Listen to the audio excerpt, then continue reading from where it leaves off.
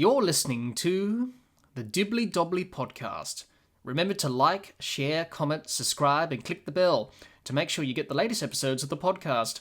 Be sure to like and share our Facebook page and follow us on Twitter and on Instagram.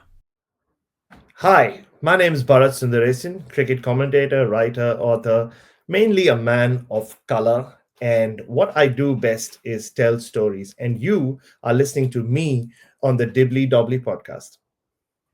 Hi everyone, and welcome back to another episode of the Dibbly Dobbly Podcast. Joining me on today's cricket discussion is a well-respected, award-winning cricket journalist, author, and broadcaster. It gives me great pleasure to welcome Bharat Sundaresan. Bharat, welcome.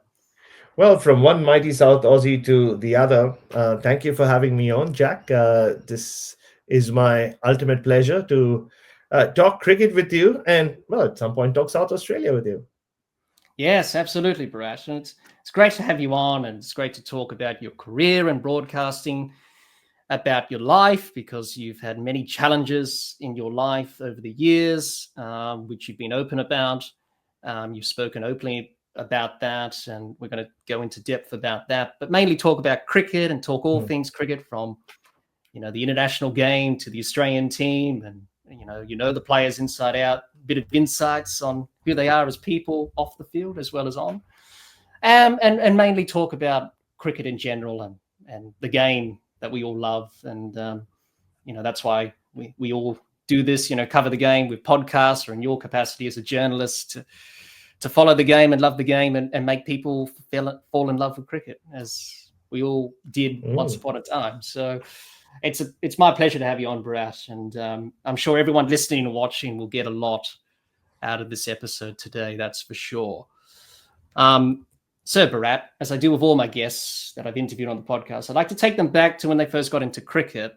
And it's been very fascinating listening to people's memories on how they started to get into cricket. So, Bharat, let's go back to the very beginning, growing up. I know that's a long time ago. How time flies. What were your earliest memories of watching, playing, and even going to the cricket? And who were some of the cricketing idols that you looked up to growing up? Oh, in my case, Jack, cricket was just life for me. And I've spoken about it a lot in recent times anyway, about how I discovered life when I discovered cricket. So my first memories of life itself are watching cricket. It was in India, West Indies, ODI played in Australia, of all places. I don't remember much about what I did before then, the first 5.5 years of my life. And for some reason, my parents never had too many stories of what I was up to before I discovered cricket, like I said. So it's just been like my identity from a very, very young age. And for some reason, it was always the West Indies for me, even though, like I said, that first game was India-West Indies, which West Indies lost to start with. And it was also at the start of their decline. This is the very, very, like the start of the 1990s. So they were still a force. I mean, they still hadn't lost a test series in quite a while.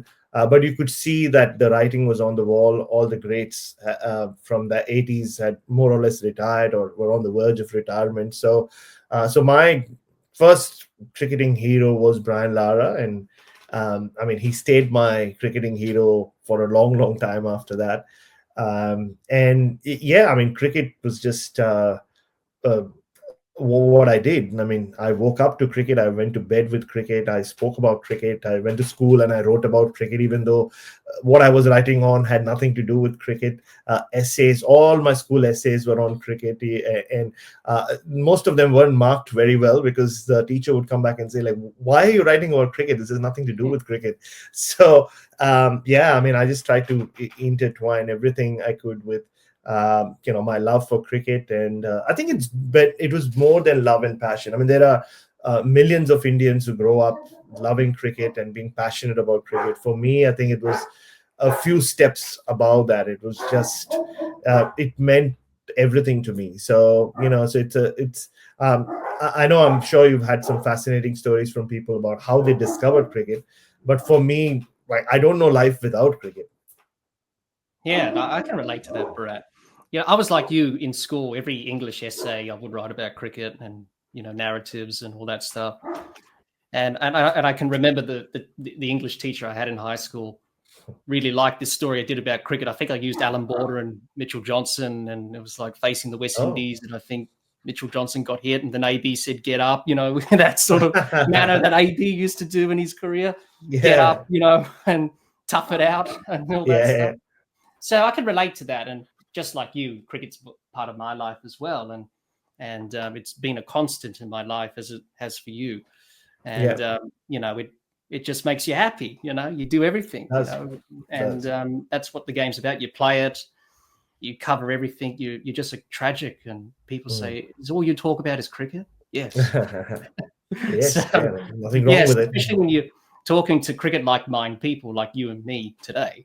Yeah, we can just go on for different tangents and different things and reminiscing about things in yesteryear and that growing up and all that stuff. Correct. Even though we're in two different generations, of course. I was the late 90s and you were during that period of the 80s and 90s and that growing up. So different generations, but still cricket still has a common thread. And very much so. Yeah. With that. How would you describe yourself as a player, Bharat? I was actually not a bad player. I was a bowler primarily. So I took the new ball. I was left arm. I was decently quick at one point in my life, but I could always swing the ball around and So I just genuinely loved bowling more than I did batting. And I wasn't the worst with the bat, but I just even now actually, when I do get the chance, I can just bowl for hours in the nets. I was always fascinated by the concept of bowling and setting up batters and all of that. So I couldn't play for school, sadly, because I went to a convent which strangely did not have cricket. And that's the kind of, people just assume everybody plays cricket all the time in India, which is not how it is. Like, there are still schools. So soccer and basketball were the main sport at the school I went to. So which meant that I had to go find play cricket elsewhere, or for a cricket club, and it happened to be the same cricket club that the famous not famous Sachin Tendulkar, the great Sachin Tendulkar, played for. So it's a pretty famous cricket club in Mumbai, in Shivaji Park. So my days from the time I was, I guess, in grade 4 was I'd go to school, which was not too far from where I lived, at 6:37 in the morning, and our school days were long, so we wouldn't get done till 3:00. And then go to Shivaji Park, which is the other end of the city, play cricket, and then come back, at 7 or 8, and then rinse and repeat. So I was good enough. I played for college, I played for university, but that was it. So I was probably I reached my level. I would be lying if I said I was made for international cricket. Attitudinally, maybe yes. I think I would have made. If more than anything, my press conferences would have been fabulous. So, I do. So even now, so when I get a chance to play the occasional game, like we played a couple of games in Sri Lanka last 2 months ago, or wherever, I back myself. And when I say back myself, I back myself to field everything, catch everything, and run between the wickets like I always could. But obviously the pace is not there anymore with the ball, but I can still be very metronomic, hit the spot over and over again. So with my bowling action as well, off the wrong foot, I think I'm 2 months shy of turning 40. It's taken a load on my body over the years, my left knee in particular. Yes, especially bowling off the wrong foot. Well, quite a few international players did. Mark Proctor from South Africa did that. He bowled off the wrong foot, and some other players have done that in the game's history. So you're not alone there, Bharat. Even international players bowl off the wrong foot. There's nothing wrong with it. So every time I see Virat Kohli or Harry Brook bowl, both of whom kind of the one thing I learned with bowlers who bowl off the wrong foot is, at times it is a bit of an illusion. It's not that you do bowl off the wrong foot. It's just about how you jump, and at the point of release, what foot of yours is taking the or the way it lands as well. So it's quite. So the one thing though, I could never bowl a no ball. It's physically impossible for me to bowl a front foot no ball anyway, because my front leg kind of retracts this way when I bowl. So I've never bowled a no ball in my life, and I just can't. If I bowl a no ball, then maybe I'm not bowling with my natural action. So there are a few advantages when you bowl off the wrong foot. Yes, definitely, especially for no balls. And then obviously you do a bit of umpiring as well. Yeah. We're both umpires at heart, and we know the laws inside out. I'm pretty sure everyone, probes you in the press box when you're in games and saying, what happened here? I Is know. that out? Is that not out? You were there for the Ashes in 2023, and obviously I watched it on YouTube when you were on radio with Adam Collins, and I think Jeremy Coney, and he was flicking through the law book when that happened with Bairstow and the incident there, and you were just sitting there saying, yeah, he's out. Yeah, no, that was exactly what I was doing in front of the screen as well. I was right, like, you can't help yourself. That's out straight away. The Yeah. wasn't there. So that was a crazy moment because I'd just gotten off air and I just gone downstairs. Oh no, we were on the same level at Lords. So luckily for Adam Collins, we had a box which was right next door to the written press area. So I just stepped out, and as always, I was just talking to somebody, and I saw it happen, and I just wanted to run into the box to kind of talk about it. But before I could get there, the producer had run out, and they literally dragged me and put me on the spot. So it was funny how if you see me a bit breathless in that clip, it's because I was just dragged into the box. And but you're right. I mean, once you have done some umpiring at any level, you just can't help it. My finger just goes up, whether it's an LBW appeal or you're kind of always I'm the Steve Smith of the commentary box anyway. So I'm always kind of with my hands kind of commentating what's happened.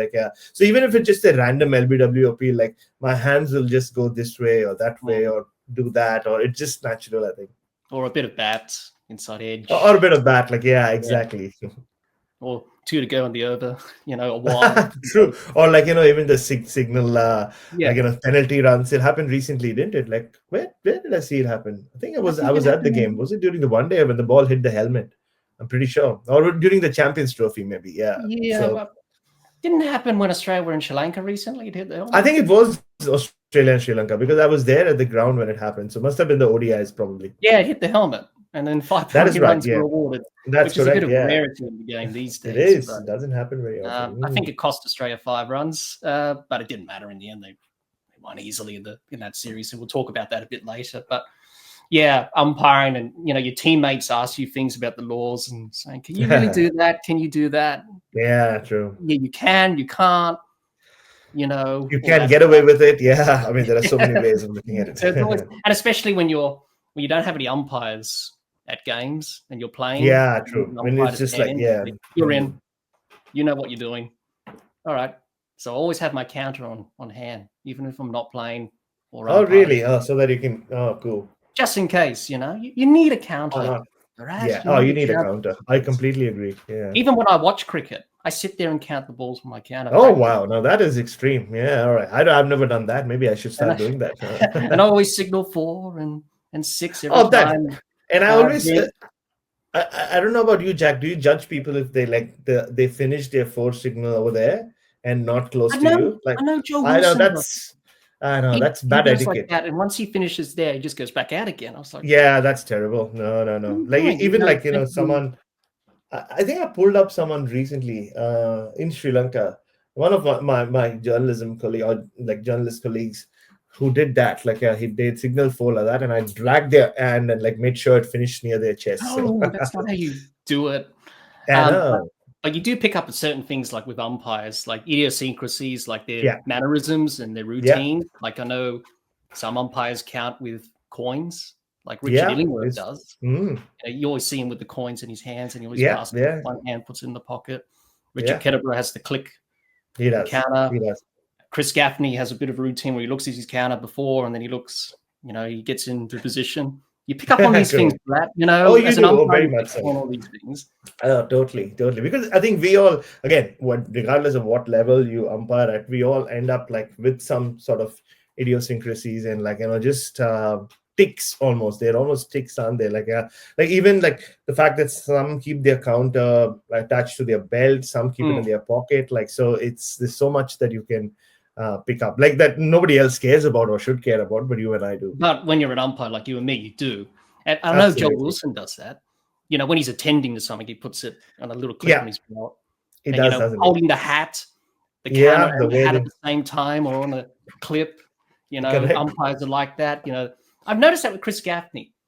He does it. He alternates. He puts it on the clip, and then he holds it in the hands to the pace and the spinners. He He does, does doesn't he? both. Yeah, I don't know why he does. yeah, Maybe it's a yeah. bit easier for him. Maybe for a spinner, it's only quick over. Probably, yeah. I don't know, but some umpires have It's a these question for weird. him.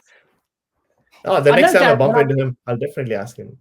Yes, when I interviewed Darryl Harper, he said I clicked my counter before the ball was delivered, and then reset it if it was a no ball wide. Yeah, right.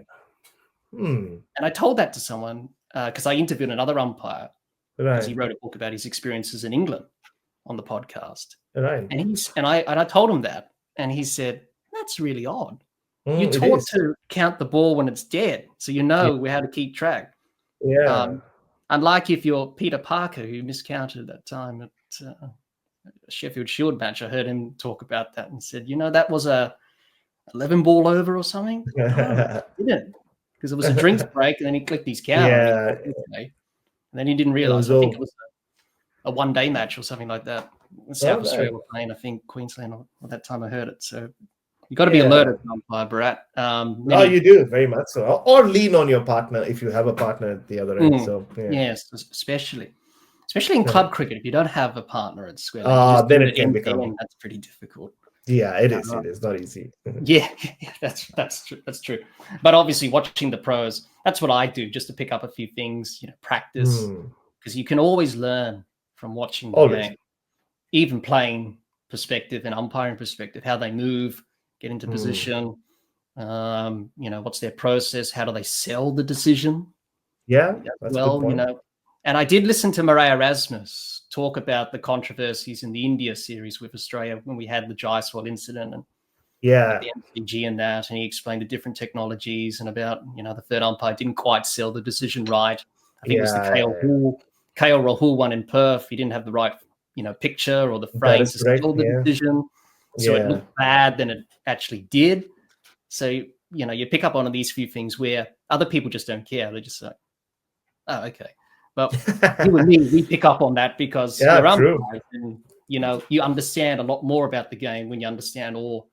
That's all the laws. So very much so. That's such a great point. Yeah, it's you do look at cricket or look at the game differently once you are on top of the laws of the game. But not everybody has to, I guess. Even I write. This is even weirder, Bharat. I even read the playing conditions in international cricket. Wow. Just to understand what's going on.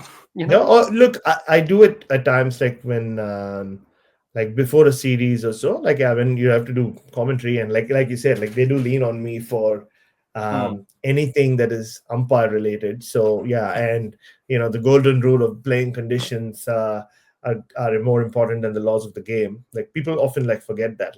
So they often refer to the law book and forget that the playing conditions are the ones which dictate what's happening in the middle, right? So it's good to have and in fact playing conditions at times are more important than the laws of the game, because a lot of people do know the laws of the game. It's and especially with so much of league cricket these days, where the IPL, for example, has so many different rules when you compare it to the BBL, and so it's important to get your head around the playing conditions. So especially doing commentary on the IPL would be so difficult, because even this morning I woke up and I saw something that just come up on my phone about some player replacements, and it's so out there in that sense. And then you have something like the 100, so it cannot be easy for an umpire or broadcaster to adjust these days. Juggling all formats, and especially formats in international cricket as well. Correct. I did notice in the Champions Trophy they brought in the height for no balls on Hawkeye now. And they flirt with it, don't they? They have it and they don't. And I guess it also depends on how much technology they have, what kind of technology they have. There's so much of that as well in terms of what gets used. Hotspot especially is so contentious. There are some countries which can afford it, some broadcasters who can afford it, some cannot. So it's all a little messed up in terms of how much technology and what aspects of technology and all that. And obviously, for some time, India not playing with DRS and having. That was when my peak. When my early days of covering Indian cricket was that used to be a challenge. You'd go from not like, so for the longest period, I did not cover a cricket match which involved DRS, because India never used DRS till like what 2011 or 12, I think. So there was no DRS. So, but there was always a fixed question at every press conference: when will India, to MS Dhoni, when will India consider DRS? And so that became a like a I think they fixture always, in. yeah, I think they always said we don't believe ball tracking to 100% or something like that. They kept using Yeah, that. MS used to have the same, or the one analogy that he would use more often than others was like, "Oh, would you travel in a bulletproof vehicle if someone said it was only 90% or 80% correct or 80% safe?" So that was his pretty extreme example or Yeah. analogy that he would use for India not wanting to use DRS. Yes, and also LBWs and ball tracking. Umpires call percentage of the ball, the strike zone, of the stumps. Oh, I think Simon Taufel explained it pretty well on Channel 7 when he explained those mm, things, it does giving a an good job insight of it. about Yeah. Hawkeye and how it works and all Hmm. that. So we've gone off a bit of a tangent there, but No, no, that's all right. As to talking about umpires umpiring. tend to do. Yes. So let's steer it back on course, get the innings back on track. And you got into journalism, Yeah. and then you entered that.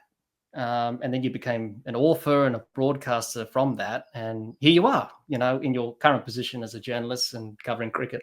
So just talk us through, why did you go into journalism and branching into, Yeah. writing books, which you have, and then going into broadcasting, commentating as you do now?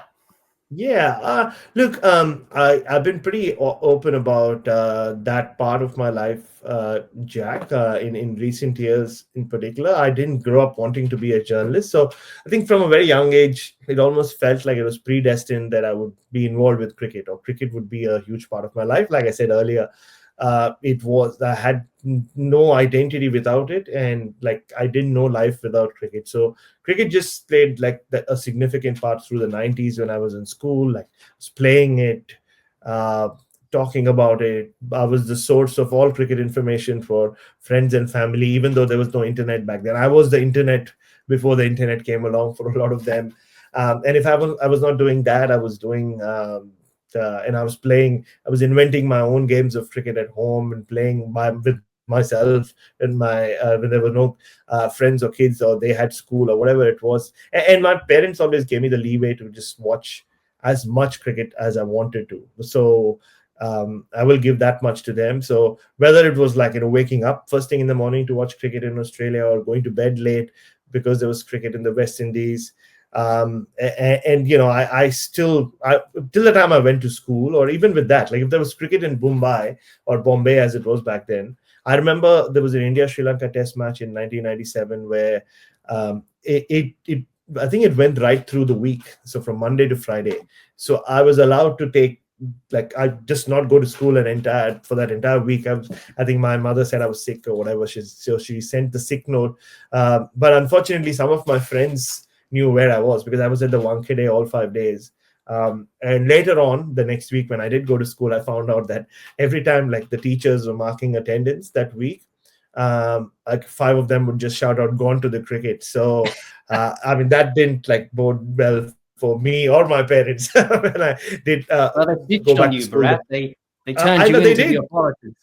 Absolutely, yeah. But look, I stood my ground, and so did my parents. I remember them being called, like the principal wanted to have a word with them, saying like, "I don't think you're allowed to do that." But no, they were like, "Look, it means a lot to him, and like we think that is going to be his future, so it's fine." So I got into a bit of trouble for that, but look, it's cricket just was that thing in my life. And then like without going too deep into it, I just did lose track of life for a while. In the early 2000s, I like dabbled a bit too much with drugs, and it wasn't in terms of the amount of it. Like it was just what it had done to me. Like I was just completely swayed off what you could call the beaten track, and I was dabbling with a bit of music and dabbling with everything really. So just all that experimentation didn't work out well for me, and I lost track of life, like I said, and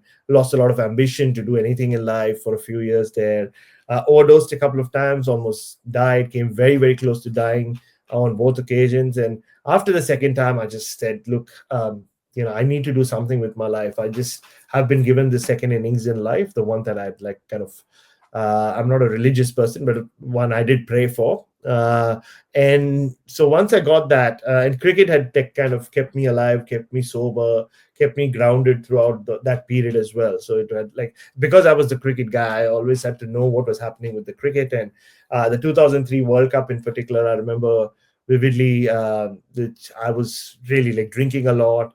I was like high most times, but I still had to make sure that I knew what was happening with the cricket, because people would still, and this is still very early days of the internet. So I was still, Mr. Cricket, the Wikipedia of cricket back then for friends and You were family the and original neighbors. Mr. Cricket before Mike Hussey came along. Pretty much. Oh, absolutely. Yeah. So, so, it kind of just played such a significant role in keeping me making sure that I'm still on this planet. And so when I decided to kind of turn my back on the drug phase of my life and just like not kind of want to live a little more, cricket was the one which came to my rescue. And I mean, I went to Chennai for to do a journalism course in 2007, purely because I just needed a break from Bombay. And it was on the back of that 10-month journalism course where I still drank a lot, but I think sort of got my life on order, or like kind of started believing that I do want to do something in life. And like I didn't imagine that I'll be sitting here 17 years later or 18 years later talking to you, and like, as a broadcaster and as someone who covers Australian cricket, or someone who's covered cricket for all these years, written books and all of that. None of that was planned. None of what I do is planned. I just go with the flow. I ride the wave, and that's really been the story of my life. Yeah, no, you just sort of cool, you're walking to the press box, flicking the hair back, I do. wearing bright colors. Obviously, Very I didn't much get so. the memo today, Bharat. No, look, you're wearing merch, which is as important as whatever I'm wearing. Yeah, merch is very important. Yeah. Yes, it is, especially when you're promoting a podcast like mine. Oh, very much so.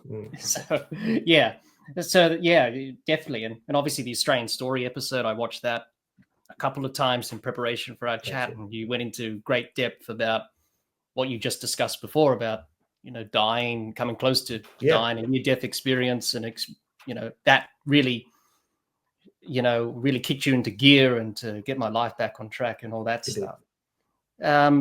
So any advice you would give to anyone, Bharat, going through tough times?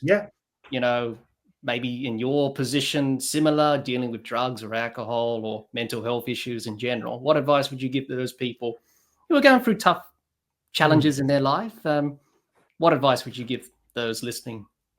Oh, look, and so many of us do. I think the most important thing, which I didn't do, or I didn't have an access to doing, was it's so important to talk about it. And like, I'm so happy that in 2025 we are going through, or we are in an era where whether it's like, whatever gender you are, and whether you're a man, woman, or whatever it is, you just have to talk. Like, try to find someone who you can talk to. And I'm not saying everybody has access to a therapist or someone professional. Even if it's just to a friend or someone in the family, try talking about what you're going through. And the most important thing is like, it's a word that gets used a lot. Hope is such an important word. Like, without hope, I wouldn't be here. Like, without clinging on to hope of one day getting over whatever I was going through, all the anxieties, all the insecurities, all the willingness to stay alive. And I hope that I would somehow be able to overcome it and have a life ahead of it, whatever life it was to be. Like I said, none of this was planned, but I just like clung on to that hope, and that's so important. And with drugs, look, it's so difficult to kind of, everybody goes through it differently. Like, I know so many people who've been who kind of thrive on a bit of intoxication, or like a bit of cannabis or a bit of like, and it's great. I mean, if it works for you, it works for you. But it's so important to kind of keep checking in on yourself, and that's my advice to anyone. Keep checking in on yourself as to whether you are in control of what you're doing in terms of drugs or even alcohol, or if it has taken control of you. Because the one thing I learned the very hard way is, I know they say it kills brain cells, it kills this and that, but most importantly, it kills ambition. Like, and if you're reaching a point where you don't think you have a reason to wake up to the next morning, if there's the only reason you're waking up is to get high, then you have hit rock bottom. Like, you don't have to overdose, you don't have to go like suffer a significant incident in your life to think that you hit rock bottom. If you're waking up or you're going to bed waking up with no ambition, and the only ambition is to get high, then there's something is up. And it's not always easy, Jack. I mean, people go through so many difficult challenges in their life, personally, professionally. But I think if you can just talk about it, like I said, if you can just cling on to that hope that there is light at the end of the tunnel. There is a second opportunity, second inning, second chance, whatever you want to call it, second term if you're a footy fan, and or at halftime, as Richmond found out last night. Like, you can always turn things around. So yeah, and life is really like a game of Test cricket. It just is played out over such a long period of time that you have to be patient with it. Like, yeah, and above all of that, forget about everyone else, forget about society. I always say, if you can just be honest with the person in the mirror, right? I mean, that can go such a long way. Luckily, I never lost that. If you start lying to yourself about who you are and where you are and what you're doing and who is in control of your life, then it's very difficult to come back from that. Like, so be brutally honest with yourself. And if you are, trust me, I've gone through it. Like, you can always turn things around, and you can make the most of your second innings. Yeah, definitely. And you certainly have done that, Bharat, obviously. And great advice. And anyone who's struggling, if this has raised any questions with your mental health and well-being, please seek help. There's many great organizations in Australia that can help you. We'll leave links to those in the description of this episode. And also check out some of the episodes we've done on the podcast on mental health. I've spoken to some great people on that very topic. So do check that out if you can. Will definitely help you navigate your challenges. And obviously, let's try and break the stigma down. Obviously, it's you got to look after yourself and make sure that you're mentally right and mentally fit, as we say. So great advice there, Bharat. Any favorite cricket books or books that you've written or have read, Bharat? Favorite cricket tours you've covered, a favorite program you've done, or a player that you've interviewed? I know that's a lot for a question. Oh, that is. If you just had to break it down into what are your favorite things from all of those things I just mentioned in that question? Well, when I start thinking about my favorites, it also kind of is a reminder of how long I've been doing it. It's once you're part of of this juggernaut, which is cricket media, you do kind of lose track of time. And I often talk about it. Yes, for example, when we were in Sri Lanka, when people talk about, Australia preparing for the next India tour, you can't turn around and say, hey, hang on, that's 2 years from now. That's 24 months from now. But yes, it is long in terms of your normal calendar, but the cricket calendar is so packed that it almost feels like time moves quicker in cricket space than it does in normal space. And it certainly does if you are like me and you cover a lot of cricket and you travel around the world and are fortunate to be able to do that. So you kind of go, like, even when I look at the rest of this year, like, we are in March now, or mid-March, but I know that June I go to England for the World Test Championship final, and then right after that, from there I go to the Caribbean and do 3 tests that Australia will play. I'll come back, and before you know it, it'll be the home Ashes, right? And before you know it, we'll be in South Africa for the test, and before you know it, it'll be the next home season, and then the crazy 2027 the crazy year will be upon us. So my wife is aware of that as well. The dogs are aware of that as well. So things move so quickly, and it's good to kind of take a step back when you're asked a question like that. about the things that you've done, because you kind of often forget times like, oh yeah, I have interviewed this guy, or I'll give you it just came to mind last year during the T20 World Cup when the USA beat Pakistan, and the Saurabh Netrawalkar was the big star with the ball. I remember I was in New York somewhere, taking a train back to where I was staying, and suddenly it came to mind. I was like, hang on, I did a big story interview with Saurabh Netrawalkar when he was a teenager about to play for Mumbai in 2009, and we're in 2024 here. When this thought came to mind, and then I've somehow found it, and this is when the newspaper I worked for, the Indian Express, didn't have any online archive, so I had to find it in my email, in my sent bit on my Gmail. So it also tells you I've been loyal to my email ID for that long, and and I read it and I was like, oh well, not bad, Bharat. It's a pretty good story. So it goes back to 2008 when I started. So my favorite, like in terms of books, like look, I've written 3 books. I'm not the biggest reader. Like just look at me. I'm just too hyperactive. I just like can't sit in one place for too long. I do read every night before I go to bed, whatever it is, and I do read on planes. So if I don't find the person next to me very interesting, so or if they're unwilling to talk to me, because I'm always up for a chat. So, sadly, for people who travel or get on long flights with me. But the books I've written, like there's the Dhoni Touch, which I can look at it right. It's right here. So that was my first book. I wrote it in 2018, and it was launched on his birthday, July 7th. It was about MS Dhoni, the former India captain, and that's the book which still has sold the most among all books I've written. I remember when Penguin India finished 25 years of Penguin Random House India is the company's name. They finished 25 years in India, I think last year or 2 years ago. So they picked 25 most influential books that they published. And the only sport book was the Dhoni Touch that I wrote. So it was pretty special when they had like a special edition that they printed of the book. From that, and then that was the first book. Then I wrote Ghost wrote sort of one, or co-wrote one with Suresh Raina, the former India cricketer. And the third one obviously was The Miracle Makers, which I co-wrote with Gaurav Joshi, a good friend of mine from Sydney, who also has covered cricket. You might hear him here and then on Sheffield Shield commentary whenever New South Wales are playing.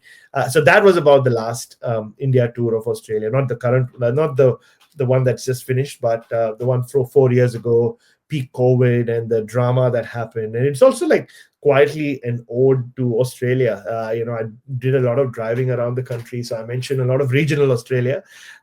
So Broken Hill, from Broken Hill to Burua and everything in between gets a mention in a cricket book. So I took a lot of pride in that. So those are the 3 books cricket books I've written anyway, Jack. And I mean, of the cricket books I've read, there are so many. I don't know. Nothing really jumps out right now. Like I'm just looking around to see if any of the ones that I've read or are around. I have the classic bookshelf in the back. This is and it's not by choice, not by design. This is the only spot I have at home in our house in the Adelaide Hills to do this, and which got the perfect lighting. So I mean, I like to go. Most of the books that I've enjoyed the most are books that go back in time, like the ones which were written in the 20s and the 30s. Not just because I love my history like you do, but I even when it comes to say understanding Australia, a lot of my reading material has come from texts that were written or books that were written, fiction, non-fiction, semi-fiction, from the late 1800s and the early 1900s, because I just want to know how those people perceived the world around them. And often it's like a little sketchy. Obviously, there was a different world. But yeah, so even like the cricket books, and clearly I'm like just beating around the bush, not naming anyone. Look, I mean, CLR James, what do they know of cricket that cricket only knew? That was probably the first cricket book to leave an impact on me. And I think that was one I have revisited a few times since. But there's so much, and especially when you come to Australia and there's so much cricket content here. I'll tell you the first cricket book I did ever read, and it was beautifully written, and It's a very fun book. It was Sunny Days by the great Sunil Gavaskar. So it came out in the mid 70s. So he was still very much in the first half of his cricket career, and it's got a lot of great anecdotes, and Mr. Gavaskar being his witty self. So yeah, I don't think I've given you much. I'm sure other guests have reeled off like great books that they've read, but like I said, I'm not the biggest read, and I don't have the best memory when it comes to things that kind of involve me in terms of like what I've read or what I've written. Even Mm. people quote chapters from the books, and I'm like, oh, that's a good point. Where did you read it? And they're like, oh, from your book. Like, oh, sorry, yeah. So I don't have great memory of things I write, because I think Mm. that's also one of the reasons why I'm able to not take myself too seriously. I guess nobody Yeah. does, but I don't get too hooked on to stuff I do. I, funnily enough, remember stuff that other people have written, or like my friends have written, or what I've read from them, and has made an impact on me than stuff that I've written. But like, look, there are so many great tours I've been fortunate to be a part of. The one test I always keep going back to, because it had such a long-lasting impact on me, was the 2014 Adelaide Test, India Australia. Look, in the wake of Philip Hughes's unfortunate passing, a tragic passing, and just to be, and it was my first visit to Adelaide, like, which is now home to me. Like, yeah, so I came here, fell in love with the city, to go to Maxwell 3 days before Phil's funeral, and to understand regional Australia and how that tiny town was coping with the death of their favorite son, and then to be at the Adelaide Oval where they had the funeral play out on the big screen. And this just the morning of that test, Richie Mm. Benaud's voice kind of just when he says "rest well, son," and Greta Bradman singing the Australian national anthem, and like, you even for someone as stone-hearted and emotionless as me, even I was quite moved by, very moved by what I saw. It was a special moment. But look, there's so many historic moments that have happened while I was at the cricket. Like, I was in South Africa, in Johannesburg, when Nelson Mandela died. Like, how can anything compare to that? I mean, you're talking about a Mm. modern day.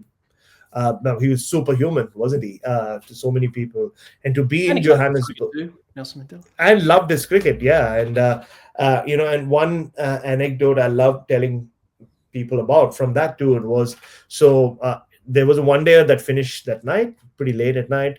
I was with this other Indian colleague of mine having a late night pizza when we knew Mandela was sick, but then we saw a lot of people run in one direction, and we just kind of left our pizza, paid for it, but then like ran with them, and to the Mandela compound, and it was just a celebration of life. And 2 days after that, like, was the last ODI of that series in Centurion, and that was a Sunday, and that was Mandela's funeral. And I remember getting in. It was sunny, bright, like it is right now here. That morning, got into the cab, and the cabbie said, "No, I don't think you'll get much cricket today." And I said, "Why?" He said, "No, I mean, it's Mandela's funeral." I said, "Yeah, but like that's happening somewhere else. So we're going for the cricket." He's like, "No, no, no. In Africa, there is a belief that if you are a great man and you die, it will rain when kind of they cremate you, or when it's your funeral. Like, it'll rain when they're bidding good adieu to you." And I said, "But where is the rain going to come from? Like, there's no cloud." And I was being a smart ass, so I said, "Oh, so are you saying if it doesn't rain, Mandela isn't a great man?" And he just turned around and he said, "Brother, it will rain today." And anyway, so we went to the ground, and this is Quinton de Kock making his third straight 100 in that series. So South Africa batted, and they like de Kock, and there was enough time for de Kock to make the 100, and then the rain came from nowhere, like late afternoon. And it rained and it rained and it rained for like hours and hours and hours. We couldn't even leave the ground. And I remember thinking of that cabbie and going, "Oh, well, yeah, and Mandela was a great man." Like, so it was crazy. Like, those things just don't happen. It was quite special that, we were there for such a historic moment in the history of the world.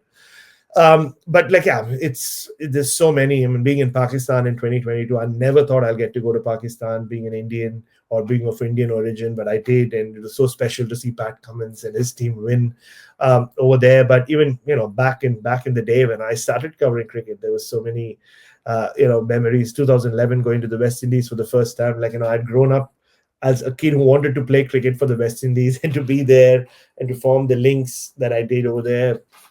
And I guess in terms of the stories I've done, I guess the one that keeps coming back is the Patrick Patterson one, because of the way I got to find him and discover him, and to then play a role in his life where we're still in each other's lives all these years later. That was almost 8 years ago that when I wrote that story. And yes, it got me global renown, but most importantly, it gave me an opportunity to be there for someone who needed someone and in their lives. So that it's great. And I just heard very recently another former West Indian Jamaican fast bowler reach out to me and said he's kind of started helping Patrick as well. So that's great. Like, that's what I hoped would happen eventually. So that's good. So yeah, I mean, that's a story that kind of stands out. But again, there's been so many, Jack. Like, I don't want to sound like some artist who's recorded hundreds of albums and can't think of their best song. But in a way, it is like, it's just as a cricket journalist, it's difficult to.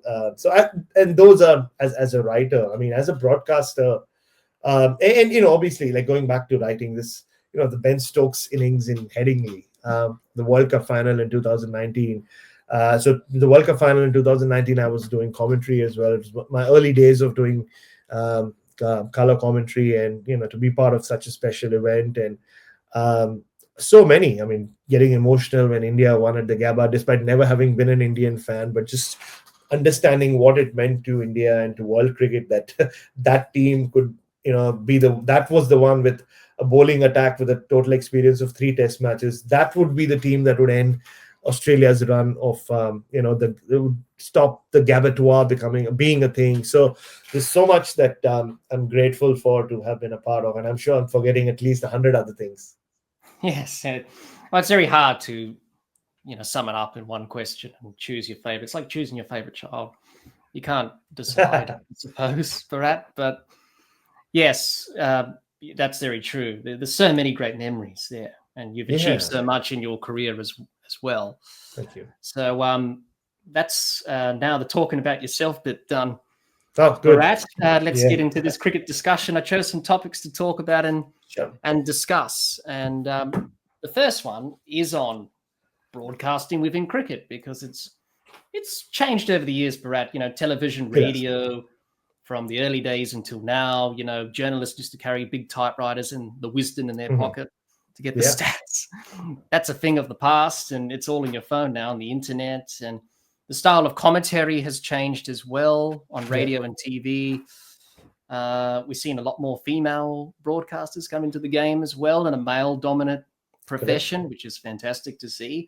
And there's some very good ones out there as well, which I enjoy listening to.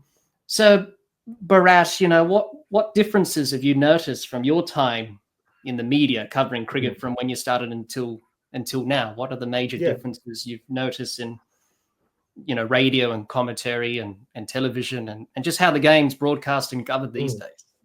Look, from a writing sense, it's changed like so much. It's crazy. And I'm not even someone who's been around for 30 years like a lot of others have. It's just 2008 I started, so what, the 17 18 years, because that was the rise of social media, wasn't it? I remember, like I said earlier, that sort of Netrawalkar story doesn't exist in the archives because nobody kept archives of that sense back then. So, and I'm talking just like basic internet stuff, or like basic just a newspaper having their own archive. So the big change has been how people come into the profession. That has changed dramatically.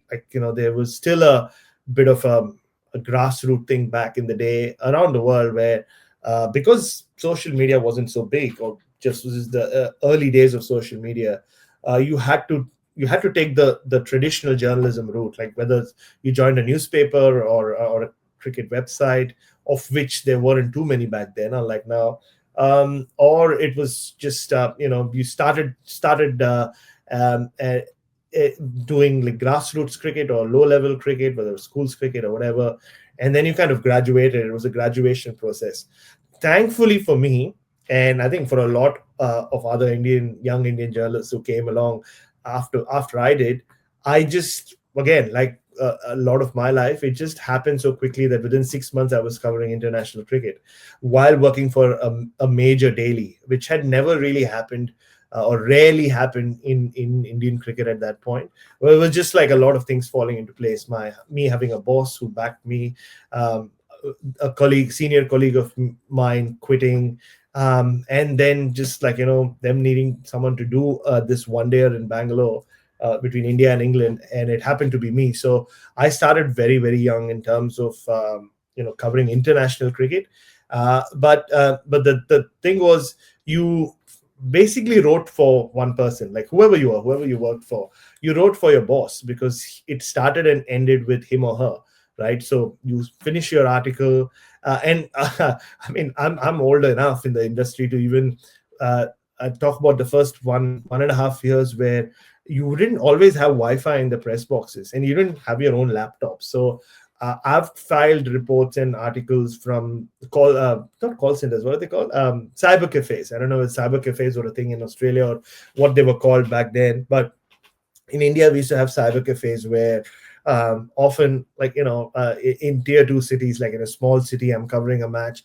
So as soon as the match is done, press conference is over, we all used to run to the closest cyber cafe and, pay for an hour or so. And well, interesting how things are happening around you, because there are some people watching porn and like other people watching movies in the cyber cafe, and there you are filing a serious cricket copy.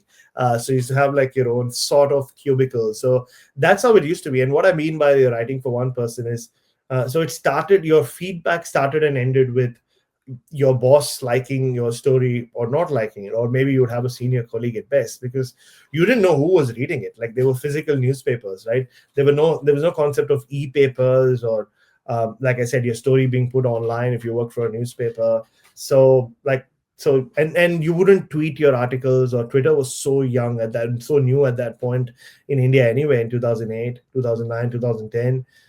So you finished your article, and I think in a way it's good. It gave me a lot of perspective. Like when I spoke about not taking myself seriously, most journalists who grew up in that era weren't obsessed with what the world, like what society, what the internet cricket fans were saying about you, because they didn't exist, right? Like, so you didn't know so you went from really article to article. That whole concept of you're only as good as your last story was a real thing back then, because you couldn't kind of revisit it, like unless you kept a physical copy.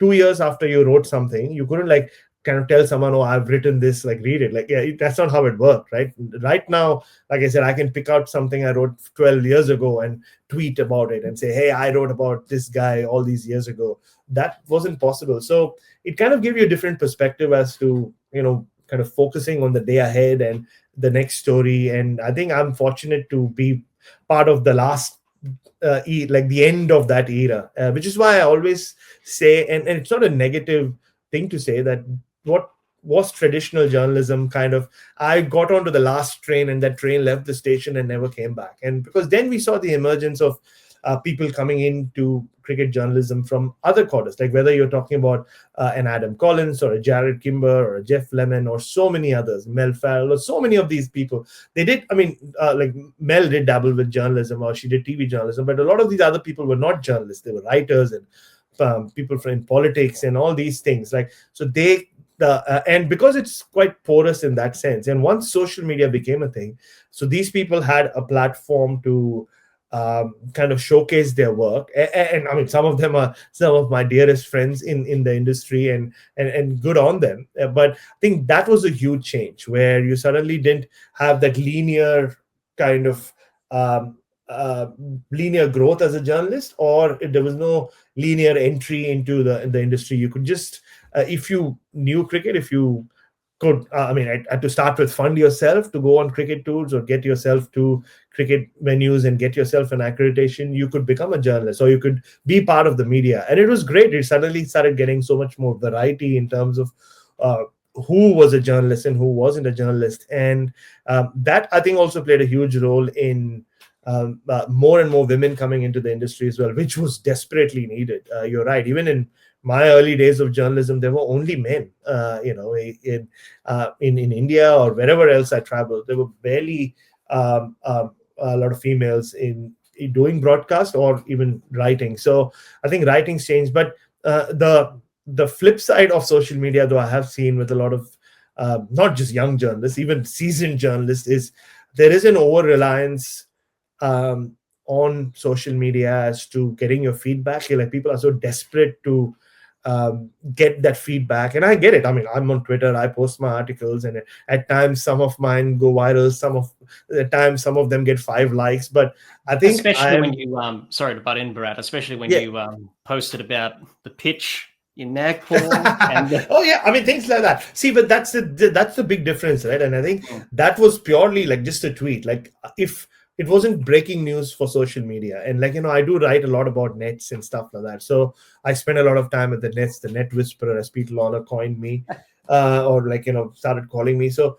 when you're there, you still have to draw a line between who's paying you, which is my employer, whether it's the Australian or Crick Buzz or radio or TV, and Twitter, which is no, Twitter's not paying me. So you have to be very careful with what you post online and the information you keep for people who are your employers, who are responsible for you being there, at the venue. So so much has changed in terms of like where, like who people, like the audience that people write for. There are some journalists who now focus more on writing for the audience on social media. Like how will this article or this story be kind of picked up, or how well will it do on social media? And there's so much, I see so many of them just constantly, like once they put their article online, constantly obsess over like how many likes or how many retweets they're getting, while they're sensible, intelligent people, while being very aware that most of these people who are liking and retweeting aren't even reading your article. They're just like people who like you or whatever. They just serial retweeters or reposters or whatever they call. So which has changed so much from impressing or being happy that with that 1% feedback, which is what it used to be back in the day. I think so. That's been a huge change. And also as a result of that, and also with so many cricket websites and websites in general all around the world, the legitimacy of a lot of content that goes out there has changed. I saw a huge difference in Indian journalism this time when there were probably four or five traditional journalists on this current Border Gavaskar Trophy tour, but a lot more of them were guys who have created a lot of YouTube content, and good for them. They were not lovely people, but it's so difficult doing what they do because they're constantly on their phone or constantly creating video content. They're doing live shows while the game is on, before the game is done, and there were times I remember I would leave, and how many gigs I generally end up doing. So by the time I would leave the ground, it would be 9:30, 10 p.m. And I would leave the GABA or the MCG, and there they are, like the Indian YouTube. I call them YouTube journalists, but they do more than that. But people who have a lot of YouTube content or create a lot of YouTube content, they're there still shooting videos. And I would ask them, "Have you even had dinner?" And they'd be like, "No, dinner's like 3-4 hours away." So it's changed. It's a lot more. It just mushroom, like it's kind of like just kind of blown up into so many different pieces and parts. So everybody's part of the media, but I think it's still like there are still some grounding rules that you can follow as a journalist if you want to survive and sustain. I've seen so many come and go. Like it's difficult to sustain that constant. I have to make an opinion. I have to have an opinion on everything. I need to have a word on everything. It can be a challenge to sustain it. Some people are able to do it. I don't know how, where you are on top of everything, and if you're not creating content, then you are going out there and making statements on something that you might not know much about, which as a journalist, like you don't have to do. So I have the luxury of not having to do that and still focus on doing my story. So I mean, I can spend 3 hours talking about how much written journalism or print journalism or webs, just the written content and its impact has changed. But in terms of broadcasting, I guess I'm a great example of how open the broadcasting media is to having people who haven't played the sport.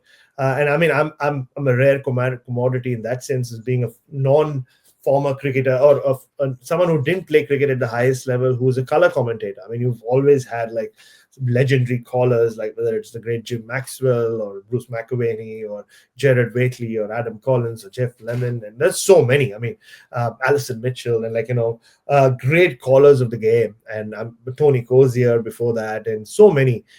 But there are not to be Harsha Vogle as well, but to be a non-cricketer and to be a color commentator, it's an interesting mix. I'm sitting there and 98% of all color commentators, experts are former athletes, former cricketers. So the fact that I sit there where I'm supposed to give my opinion, I'm painting, I'm kind of adding color to what's happening in the middle alongside former cricketers. It's been an interesting ride, and I would say most of them have been very open-minded and have embraced me with open arms. But I think it's a sign of how much broadcast has changed. Like you said, there are so many more female voices, whether it's former cricketers like Isha Guha and Mel Jones, or Alison Mitchell I mentioned earlier, and there's so many more doing Natalie Germanos or Isabel Westbury. There's so many who you just want to listen to them because it's just not. And they're not just there because they're female, because there was a period in broadcasting all around the world where it was you would have like women, talented women there more in a tokenistic sense. But now, the ones that I mentioned, like they are there because they are as good, if not better, than anyone else in the industry right now. And that's been such a refreshing change around the world. I mean, it's not just in Australia or England. So you see female broadcasters everywhere, colored broadcasters as well. I mean, some broadcasters with a lot of color, but I think it's just open. It's become more. It's not as rigid as it used to be in terms of the fact that Channel 7, when they approached me a few years ago and said they wanted to use me on TV, but then they also did say, you wear whatever you want to wear. And now you often see me on TV with whether it's Ponting or Ponting or Fleming or even Pete Lawler, who are all in their like Channel 7 jackets, and I'm just wearing whatever I'm wearing. So the fact that and obviously I get a lot of flack for that on social media, people calling me unprofessional and all of that, but I guess it's just the rigidity is gone, whether it's in terms of who's doing it, what they look like, what they sound like. Till the time you are quality, you have something to add, and you have a lot of content to provide, you're good enough. And I think that's been such a big change in terms of how broadcasting has worked. Yeah, definitely. I think you summed it up there, Bharat, in terms of how it's changed and evolved over time. There'll be some people listening into this episode and wanting to ask for advice and guidance on their journey in broadcasting. So what tips would you give those young people who are wanting to enter the profession? Of broadcasting? Yeah. Going into cricket or covering sport or... Yeah, look, I mean, this... in terms of if you want to become a broadcaster, and look, I think the brutal truth is, people often ask me, I want to do what you do, but I mean, yeah, I get it. Like, it's great. I'm humbled that people would want to follow in my footsteps, but the journey I took is, like I said, that train left the station because those kind of jobs just don't. They don't exist anymore, like the traditional journalists where you start from, like I said, from the bottom and come through the ranks. So I think purely in terms of broadcasting, work on becoming a great caller. So the reason I'm used as an expert or as a color commentator is based on the years and years and years of work I put into becoming the journalist I am, and what I've been able to do with Indian cricket, with Australian cricket. So it's not that I just popped up one day and someone said, hey, you wear colorful clothes, come do commentary. So that's not how it works, right? So to be a color commentator, there has to be all those, you have to have that kind of base behind you, I guess, that I have. But if you want to become a caller, just listen to the best callers in the business, whether it's Jared Waitley or Adam Collins or all those people I've just mentioned, the great Jim Maxwell, and keep working on your game, and as much as possible. And because there's so much cricket now, online, broadcast online, whether it's forget about international cricket, even like whether and or even shield cricket, like you're talking about grassroots cricket, there's so much of it online broadcast. Great cricket is being broadcast now, so start working up the chain in that sense, like start calling those games. Even if you're not doing it professionally, start doing it in your own way. Work on it, like there's nothing. And one thing you will discover is, or I mean, the best who's really stand out are people who don't come into the industry and have radio voices or TV voices, or who think that I have to speak a certain way because I'm on the radio, or I'm on TV. I'm a great example of that. But I'm not saying you need to be out there like I do. I am, but just like, like whether it's Jim or Jared, they sound the same when you talk to them off air as well. I mean, they're just being themselves. So I think being genuine is, I mean, I think forget about cricket and journalism, whatever you do in life, you'll always get that extra tick from everyone else if you're genuine, if you are being closest, or if you are being the person who you really are, and regardless of what race or gender or class you belong to. So I think that's very important. So being a caller, there is a journey, like there is a path that you can still follow. Like I said, start young, or doesn't have to start young, but like be into it, and be patient. I think that's the most important thing. People in this social media world are so desperate to just break, like take the I wouldn't say taking a shortcut, but they're just so desperate to get that immediate attention or immediate, like, so they try different things all the time, which is great, but you still need a lot of like content. You can probably get that instantaneous attention for a while, but unless you have the gravitas behind whatever it is that you do, you will get found out. Like, it's difficult, like I said earlier, to just sustain yourself in the industry. So that's from a broadcasting sense. But if you still want to cover cricket as a writer, I mean, look, you can start off getting an internship job at newspapers. Those still exist in Australia, so that's good. And just like, man, again, don't look for any shortcuts. Don't look for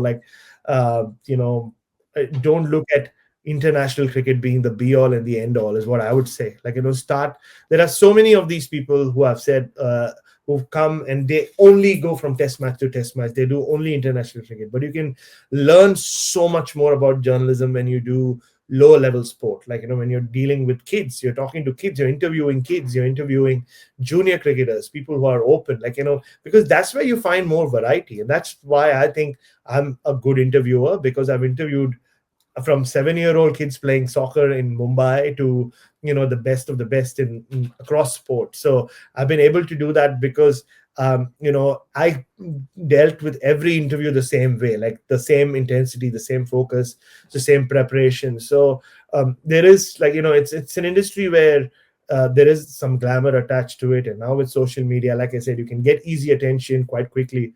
But there is, I mean, I'll sound like an old man here, but there is genuinely no substitute for hard work.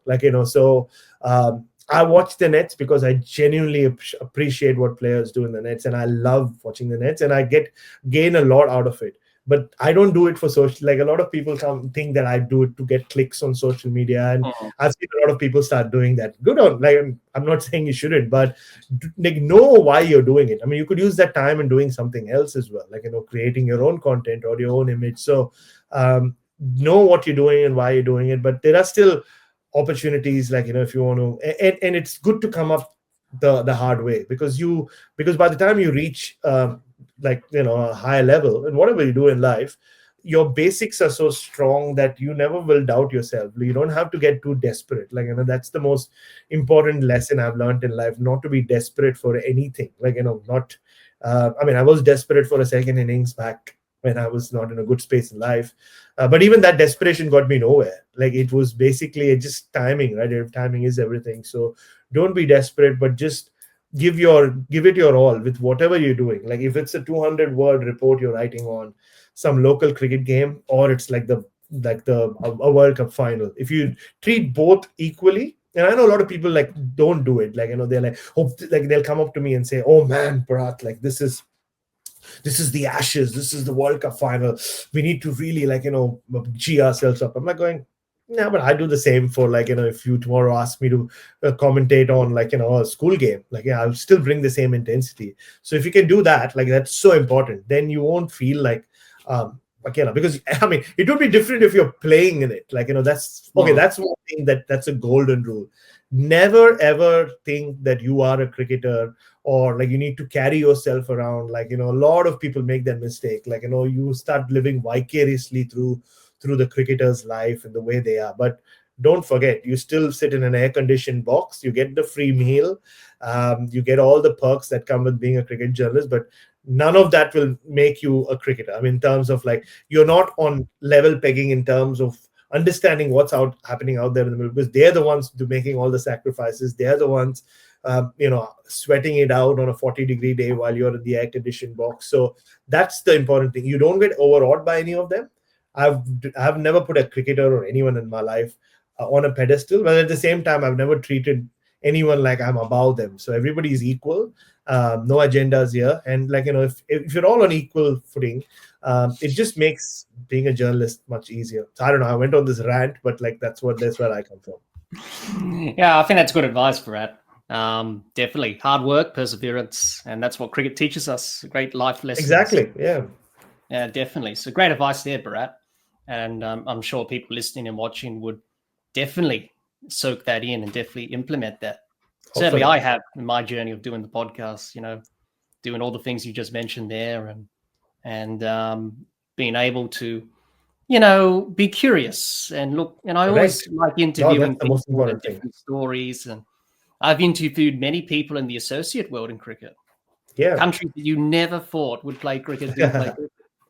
There you go. And hearing their stories and people saying, I didn't know they played cricket in Estonia. I didn't know they played cricket in St. Helena, which is an island off the African continent. There you go. They do. Right. Yeah. So people find out stuff like that, and you're just curious and you're wanting to learn more and get better at what you're doing. And I've certainly done that in my journey of doing the podcast for 4 years, going into the 5th year. So there you go. And no, I think curiosity is, again, like, that is a golden word. Like, it's, if you can't survive as a journalist, if anything, whatever journalism you do, if you're not curious and if you're not open-minded. Like, too many people come into this industry with too many of these strong opinions that they think they have to make. But the best interviews are always like, you're doing right now. Just keep an open mind, let the subject to speak. And even if the subject is going on a rant like I am, but and again, the other important thing is to, like, kind of know a lot, but still carry on like you don't know much, because that's when you get the best answers. That's when you get the best stories. Like, you have to kind of play, like, they have to find the right balance between curiosity and ignorance, because at times it's good to be ignorant, because that's when you ask more questions and you learn more. Yeah, definitely. Absolutely. And thanks for sharing your thoughts on broadcasting within cricket, Bharat, and how it's changed and evolved over the years. Some tips and advice there, much appreciated. For those listening, Bharat, we'll move on to our next topic and talk about international cricket. I know everyone keeps talking about the state of the game and it's got too many problems. You and me can't solve the problems of the game here today. But there's so many problems with the game, the 3 formats, the future of them, the rise of T20 franchise cricket, and the IPL is going to start at the end of this month until May. So, it's going for nearly 3 months. So stuff like that. And it is changing the ICC governance and India's influence on cricket, which is well prevalent now. How do you assess the state of international cricket now, Bharat? Are we in for some tough years ahead, or this is just the new normal now of cricket and we just have to deal with it?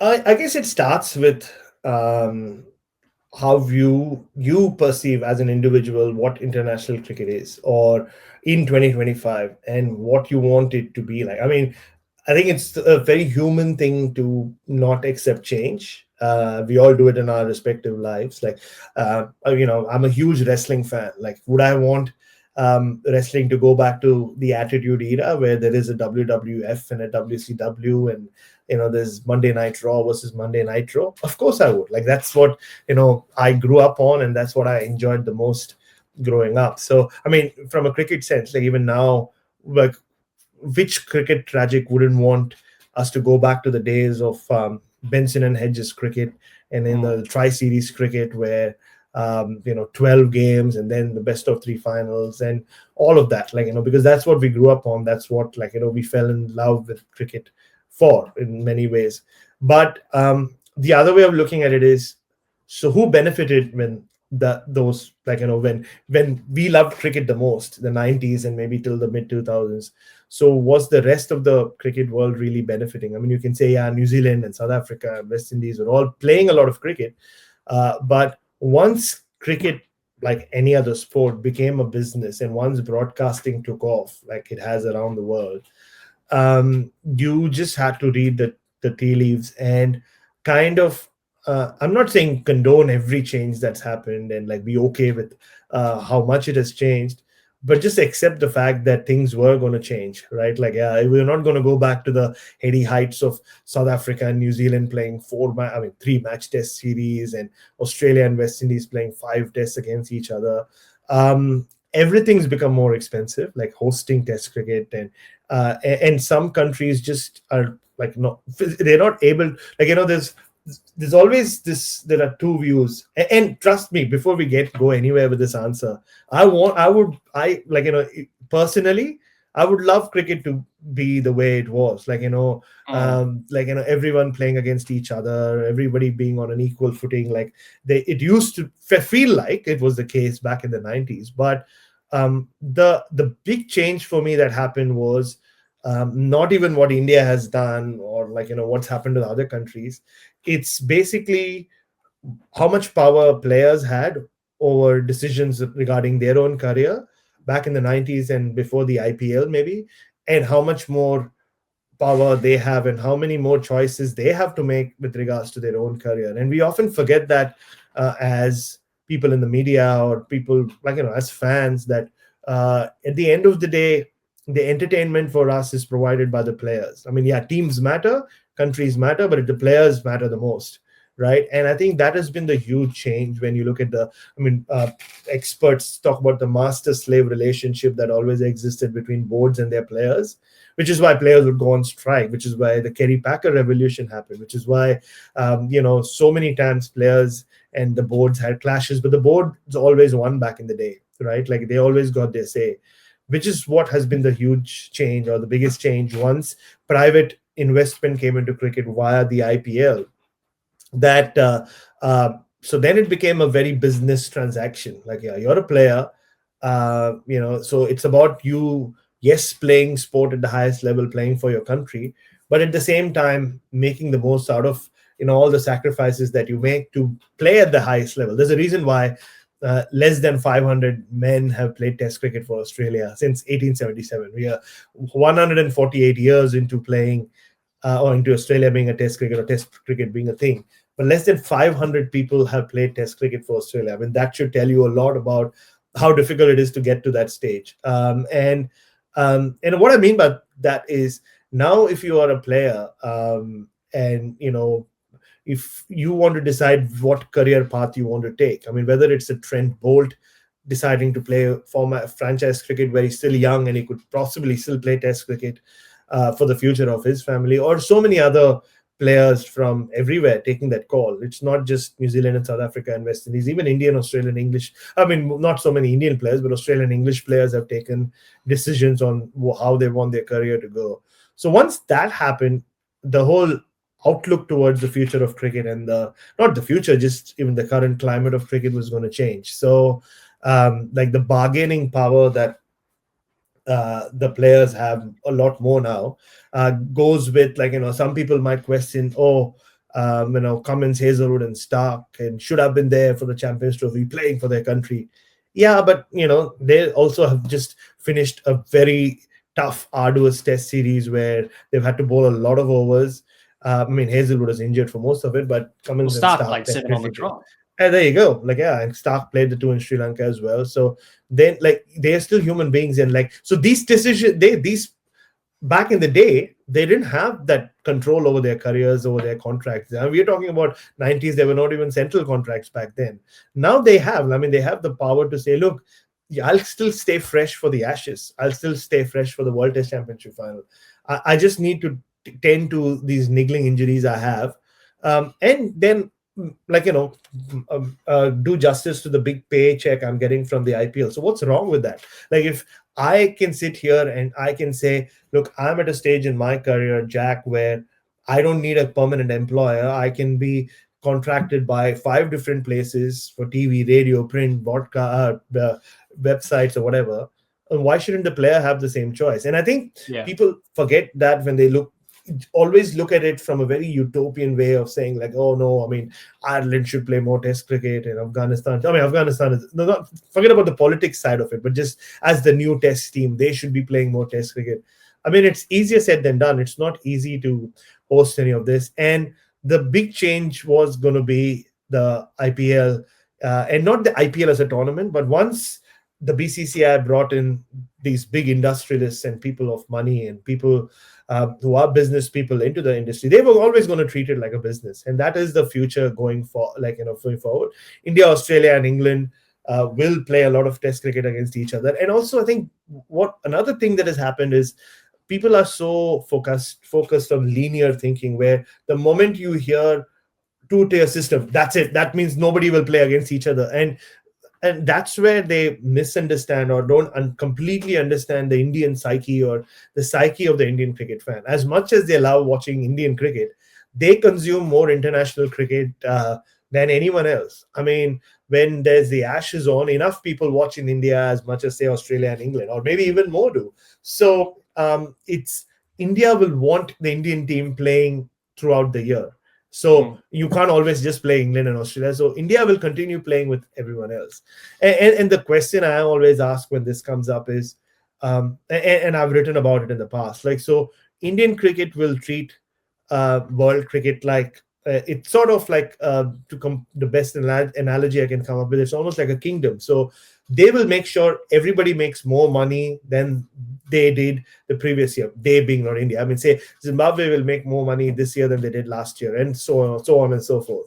But it's not going to be egalitarian. That's just, in the whole concept of power and wealth sharing culturally works differently in the subcontinent than it does anywhere else. And the other question to be asked is, so when England and Australia were running the sport, when they were in power for 100 years, like, what did they do for India, Pakistan, West Indies? West Indies, I mean, Australia played West Indies every year in the 80s when West Indies were a cash cow, right? They were such an entertaining team that everybody wanted to watch them. Australia didn't have India over between 91, 92 and 99, 2000. Like, imagine that. Like, imagine in the current climate where India here every year or Australia and India every other year. So, Yeah, well, and Mark that's how. Cowan made a good point about that as well. When he wrote that book on Exactly. cricket. Yeah, very much so. And Yeah. like, so, and I'm not saying that this is right and that is wrong, but and I'm not indulging in whataboutery, but that's just the reality. That's just how it was. Like, so once the power shift happened, India were going to run it the way they know how to run things. Like, that's just, they were not going to run it. You can't use the Western first world ideologies to say that, no, but you need to run it like that, everybody needs to be equal. But that's just not how the understanding is. And the funny thing is, when I speak to people in power in India about how, like, about these conversations, no, everybody needs, forget about them, like, dismissing it. They just don't even get the concept. Just like in this part of the world, you don't get the concept of how it works over there, like how divided society is over there, right? So it's really complex. And it's like, personally, I would love for, like, more tri-series and the kind of cricket that I grew up on to be a thing. But sadly, and just look at the numbers, dwindling numbers when it comes to attendances. Like, when it's not Australia England, when it's not Australia India, it's when it's not India England, it's just a reality. I mean, I can't stress on it enough. Yes, you'll have the occasional great test match with great series, and eventually immediately people will go on. That's what I mean, right? That's how the media has changed. You asked me that question earlier, right? People are just waiting to jump on and, like, wave flags and say, oh, what about it, what about the two-tier system now? Look, New Zealand and South Africa just played a great test match. But what's the feasibility of that? What's the sustainability of that? Everything has gotten more expensive. And so that's just the reality of things. So yeah, I mean, I can't stress enough on how much I wish it wasn't the case. But I mean, you just have to accept change at times. Yes, I suppose the world's changing and the sport's changed for generations, and people have to accept that, I suppose. Yeah, I You know, mean, it's right. I mean, think about it, right? Like back in the 50s and 1960s, even New Zealand and Australia, what New Zealand didn't play in Australia for 20 years. Like, so, mm, like, Australia and England did treat it as their fiefdom for the longest time, didn't they? Like, it was their sport. So they decided who played and how much they played.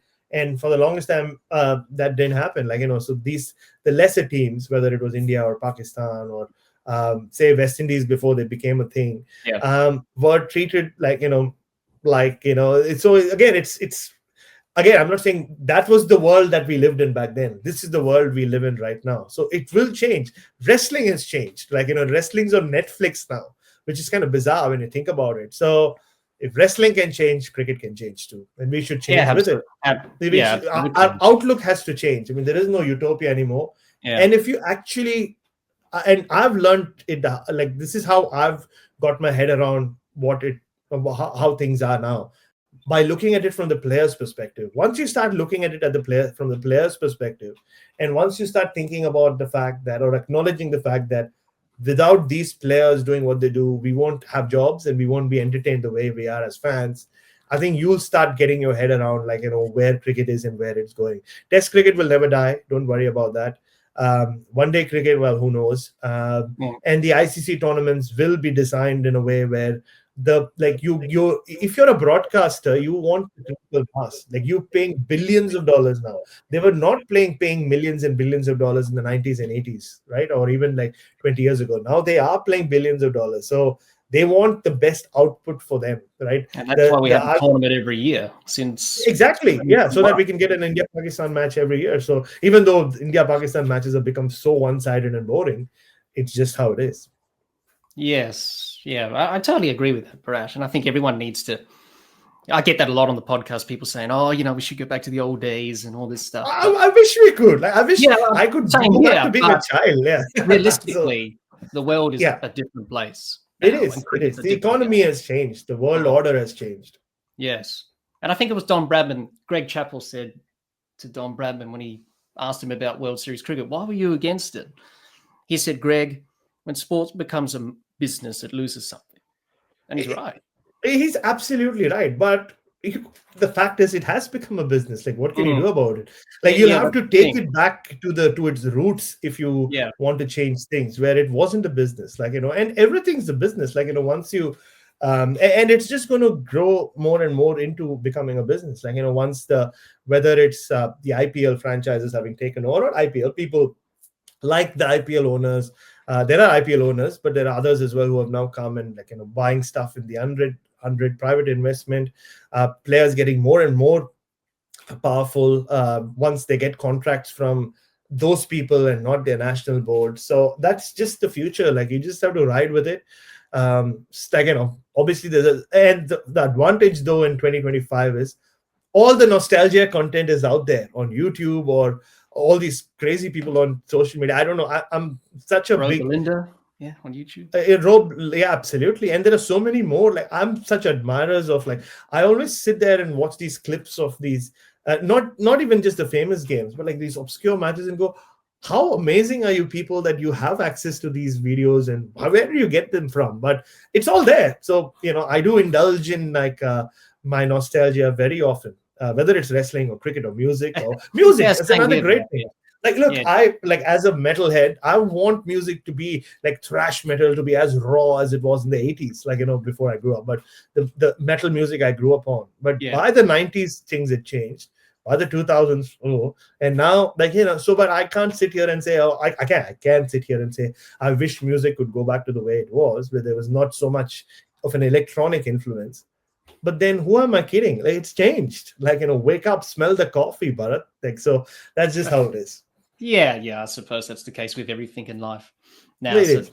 yeah, good to hear your thoughts on that, Brad. And I'm sure people would be very interested to hear your thoughts on international cricket there. I might not like it, but, like, yeah, it's just a fact. Yes. But we move on, Brad. Hi, everyone. Hope you enjoyed part one of our cricket discussion with Bharat Sundaresan. I hope you enjoyed hearing Bharat and I discuss Bharat's cricketing, journalist, author, broadcasting journey, broadcasting within cricket, and international cricket. Stay tuned for part 2 of our cricket discussion with Bharat Sundaresan.